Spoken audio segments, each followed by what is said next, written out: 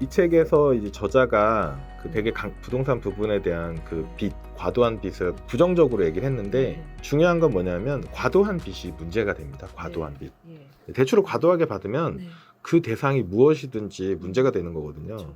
그래서 특히 이 책의 저자가 얘기한 거는 2007년, 2008년 금융위기 때, 글로벌 금융위기 때 그 시발점이 된 게 뭐냐면 전 세계 부동산 가격이 상승 굉장히 많이 올랐었거든요. 그러면서 미국에서 이제 어떤 대출까지 있었냐면 집값의 100%, 120%까지 대출을 해주는 거예요. 그러면 이제 예를 들어서 10억짜리 집을 사는데 10억 대출해줘요. 내 돈 하나도 안 들이고 집 살 수 있거든요. 혹은 더 대출해줘요. 집값 올라갈 거니까. 그러니까 사람들이 한 채를 사는 게 아니라 한 채, 두 채, 세 채 이렇게 사는 거예요. 그러면서 부동산에 대한 버블이 많이 꼈었죠. 그리고 부동산 가격이 하락하자마자 대출을 과도하게 받은 사람들이 감당이 안 되기 때문에 이걸 헐값에 다시 다 넘겼어요. 자기는 신용불량자가 되고 파산 신청을 하고 집값 헐값을 다 넘기니까 집값이 더 폭락한 거죠. 그래서 이 책의 저자가 말하는 건 제가 받아들인 바로는 과도한 대출을 받아서 부동산 버블에 뛰어들지 말아라 라고 느끼는 거고요. 실제로는 이 책의 저자도 집이 있어요. 예, 자기 집이 있어요. 예. 백만장자인데 어련히 예, 없겠습니까? 자기 집이 있고 그리고 이제 우리나라도 마찬가지로 부동산은 이제 두 가지로 보셔야 되는데 거주 목적이냐 아니면 투자 목적이냐. 이 책의 저자가 말한 건 이제 투자 목적에서 이제 빚을 많이 내서 하는 거 조심해라라고 이제 전 느꼈고요. 거주 목적의 집은 필요합니다. 왜냐하면 거주 리스크거든요. 자기 거주를 해결하지 못하면 그게 리스크가 돼서 계속 따라다녀요. 왜냐하면 전셋값이 올라가면 계속 전셋값을 더 얹어줘야 되잖아요. 근데 집값 올라간 건 하나도 자기한테 반영이 안 되거든요.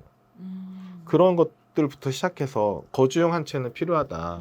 그러면 이제 이런 질문이 나오시죠. 서울에 경기도에 집값이 너무 비싸다. 이게 말이 되느냐. 근데 예전에도 비쌌고요. 지금도 비싸고 앞으로도 비쌀 거예요. 그래서 그게 정당하고 안 정당하고의 문제라기보다는 자신의 거주 리스크를 해결하기 위해서 뭐 직장에서부터 보통 시작을 하겠죠. 직장에서 가까운 곳. 근데 직장이 하필 강남이다. 예. 그게 가장 문제입니다. 사실 강남 부동산의 그 가장 큰 문제가 그거고 사실 강남만 오른 건 아니고요. 뭐 여의도도 올랐고 강북도 많이 올랐잖아요. 강북에도 직장이 많고 강남이 가장 많기 때문에 좀 많이 언급이 되는데 그러면 이제 직장에서 이렇게 1시간 거리로 이렇게 동그라미를 그려보세요. 그리고 거기서 집을 또 알아보셔야 되는 거고 그리고 1시간 반 거리에서 또 집을 알아보시고 이런 식으로 해서 자기가 감당할 수 있는 대출 범위 내에서 하시는 게 맞는 것 같고 그리고 이제 여기 이 책에서는 빚을 빨리 갚으라고 하는데 빚에도 좋은 빚이 있고 나쁜 빚, 이상한 빚이 있습니다. 예. 놈. 네. 지금 되게 재밌게 말씀해 주셨는데 좋은 빚도 알겠고 나쁜 빚은 더 잘 알겠는데 이상한 빚은 무엇인지 되게 궁금하네요. 하나씩 말씀해 주세요. 좋은 빚은 자기의 부를 증가시키거나 서포트하기 위해서 혹은 내 어떤 금융 리스크를 해결하기 위해서 지는 빚은 좋은 빚이라고 전 생각해요. 대체적으로 뭐 아파트 담보대출, 뭐 20년짜리 이렇게 받으면 20년 동안 내 집에 살면서 열심히 회사를 다닐 수 있어요. 지나면 내 거 되니까. 그렇죠. 그리고 20년 후에 만약에 퇴직하시잖아요. 그 주택연금으로 전환해서 다시 집에서 돈을 받으시면 돼요. 주택연금이라는 게 있거든요. 그래서 뭐 5년 안에 집값을 다 갚아야겠다. 뭐 개인적인 차이가 있겠지만 그거는 이제 뭐 각자가 이제 결정하실 부분이지만 저 같은 경우에도 집값이 너무 비싸서 5년 안에 갚고 이런 거는 생각을 못했고 제 퇴직할 때쯤과 맞췄어요. 퇴직할 때까지 계속 갚으면서 이제 집과 함께 은행과 함께 내 집을 소유하면서 계속 가는 거죠. 퇴직할 시점에만 해결이 돼도 집은 그 이후에는 내가 알아서 처분할 수가 있기 때문에 그런 게 하나 장점이 있고요. 그렇게 되면 이제 회사를 안 간둘 가능성이 아주 높습니다. 부동산 대출이 계속 껴있기 때문에 함부로 안 간둘 수가 있어요. 성실한 삶을 보장받을 수 있습니다. 그리고 뭐 나쁜 빚은 그런 거죠. 이 목적 자금의 성격과 대출받는 돈의 기간이 굉장히 중요하거든요. 그러니까 주택은 거주도 장기로 하고 대출도 장기로 받았잖아요. 그래서 자금과 이 두 가지 목적이 일치하기 때문에 그렇게 나쁜 빚이라고 생각하지 않고요.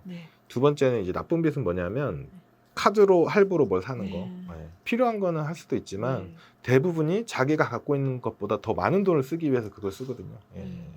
그러고 보면 평소에 우리 일상에 나쁜 빚을 많이 지고 사는 것 같아요. 굉장히 많죠. 네. 예. 카드. 그리고 해외여행 일단 갔다 오고 1년 동안 갚으면서 사는 거다 뭐 이런 인터넷 무슨 카드 뉴스에도 많이 나오더라고요. 네네. 전 세계 여행 갔다 와서 뭐 이렇게 네.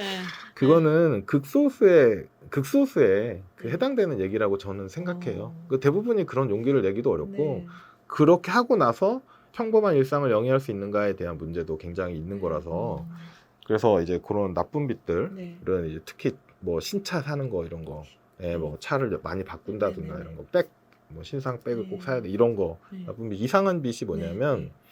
주식 투자를 하면서 네. 증권사에서 대출 받는 게 이상한 빚입니다. 왜냐하면 주식이라는 게 가격이 올라갈 수도 있고 떨어질 수도 있잖아요. 네. 그래서 뭐 나름대로의 전략이나 기준을 가지고 시작을 하시는데 네. 증권사에서 하는 대출은 일단 되게 비싸고요, 금리가. 네. 굉장히 비쌉니다. 네, 한 10%? 요즘처럼 저금리 시대에도 네. 뭐 어떤 증권사들은 네. 증권사 1년 수입의 3분의 1이 그 대출 이자에서 나온대요. 네, 굉장히 비싼 거죠. 네네. 근데 재밌는 게 주가가 어느 수준 이상으로 하락하면 예. 주식을 팔아서 대출을 이렇게 전환을 해버려요. 내가 팔고 싶지 않은데 강제로 주식을 팔아버려요. 아, 주식을- 증권사에서? 예. 주식을 담보로 돈을 빌려준 거기 때문에 네. 담보 가치보다 주가가 더 떨어지면 네. 주식을 팔아가지고 이거를 대출을 상환해 버리는 거예요. 그럼 전 손해는 고스란히 보고 투자도 못하고 대출은 대출대로 이렇게 걸리는 이상한 대출들도 있거든요. 그래서 물론 증권사 관계자가 보시면 싫어하시겠지만 일단 시작하시는 분들은 네. 그런 걸 하시면 안 돼요. 예. 그렇죠. 그래서 이 책에서 말하는 빚에 대한 얘기는 그런 나쁜 빚 혹은 이상한 빚에 대한 얘기라고 저는 생각을 하거든요. 네. 네, 그래서 특히 이제 금융기관이라는 말을 이제 쓰면 안 되는 게 금융회사라고 하셔야 돼요. 그렇죠. 금융사. 예. 그래야지, 왜냐하면 그 회사는 자신들의 이익을 위해서 일을 하거든요. 왜냐하면 주주가 있고 엄연히 급여를 받고 있기 때문에 금융회사가 날 위해서 뭔가를 해줘야 된다라고 생각하는 건 그 자체가 좀 욕심이에요. 그렇죠. 우리 옛날에는 왜 우리 대표적인 은행 같은 경우에도 공공의 어떤 네.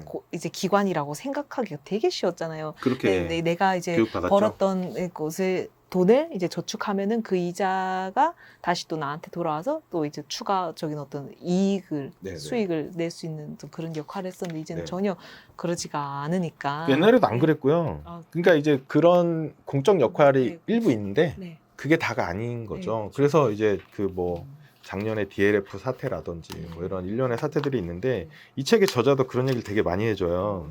왜냐하면 이제 금융 플래너나 아니면 이제 네, 그런 그렇습니다. 사람들한테 네. 너무 많이 의지하지 말아라 네. 라는 얘기를 하거든요. 예, 맞습니다. 자, 그러면 여기서 이제 우리가 전문가의 도움은 조금만 받고 우리 스스로 이제 투자를 할 수 있는 셀프 투자법에 대해서 좀 더 네. 깊게 들어가 보도록 네. 하겠습니다.